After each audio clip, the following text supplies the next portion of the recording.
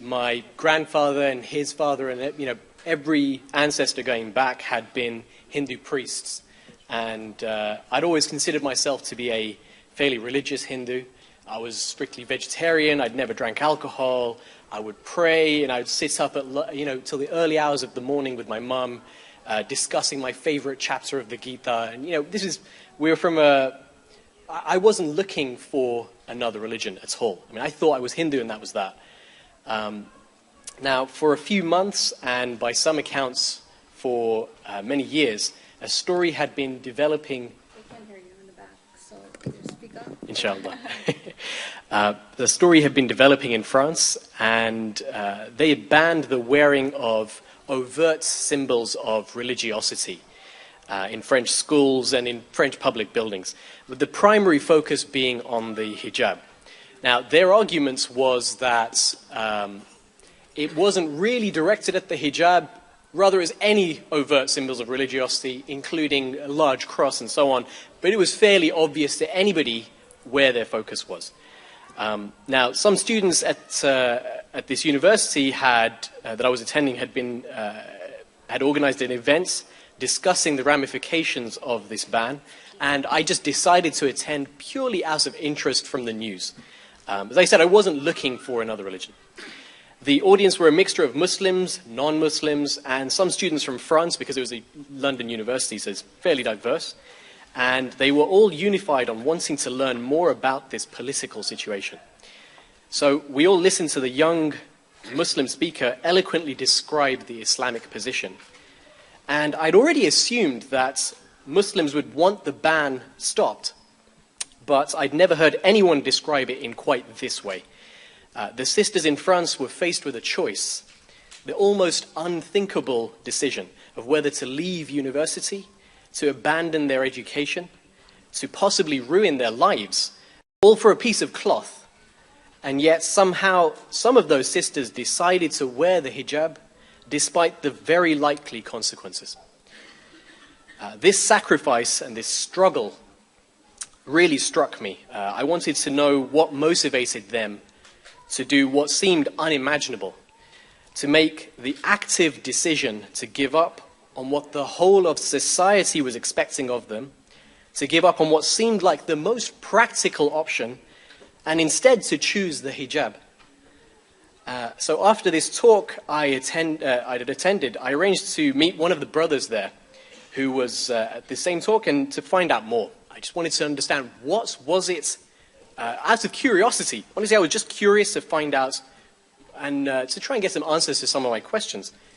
I didn't know it at the time, but the person I was going to meet would literally change my life and the way I view everything in it.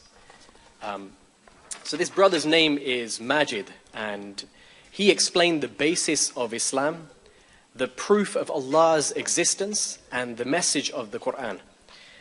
And I remember coming home and telling my mum, guess what? Somebody just proved to me that God exists. And my mum was, bear in mind, we're a religious family. My mum was shocked. She said, proof, really? And she was clearly surprised. And, subhanAllah. So, just think about what this was. We thought we understood. I didn't think I needed proof. I thought, I'm religious and I know for sure already. Whereas the reality is there is a proof and you can know it. So this brother Majid, he had proved to me that the Creator exists, the same way that you know that you exist and the chairs underneath you exist. Definite proof. And he went on to prove that the Quran is the literal word of this Creator. And it was a proof like nothing I had ever experienced. Although it was emotive, it wasn't emotional. It wasn't based on blind faith. It wasn't even because the Quran contains proven predictions or amazing details of science. It was definite, rational, proven fact. And what's more, alhamdulillah, I could prove it too. So I discussed all of this at home, and I want you to bear in mind again that my family was already considered to be amongst the most religious, with these generations of priests. And yet it was a complete surprise to my mum. And it was only at the very end of this conversation where there was a long pause, and I said to her, don't you see what this means? And in disbelief, my mum suddenly kind of took a step back and said, "Wait, you're not going to become Muslim, are you?" And I gave the almost rhetorical response that, faced with an undeniable proof, how could I not become Muslim? And subhanAllah, I mean, it was a difficult time for my family. I remember it being very kind of tense and stressful for them all, subhanAllah. It was, it felt like a test, subhanAllah. And this proof, this same proof that had motivated me was the reason, the motivation for those sisters with the hijab in France. This same proof was the thing that gave them clarity and certainty, especially when they felt like they were being tested. Can I? Can't I? Should I? Shouldn't I? And this proof was tipping the balance. So with a small gathering of brothers, a couple of days later, I slowly said the words, "Ashhadu an la ilaha illallah wa ashhadu anna Muhammadan Rasulullah." And that was followed by a chorus of takbirs and hugs and handshakes. And Allahu Akbar.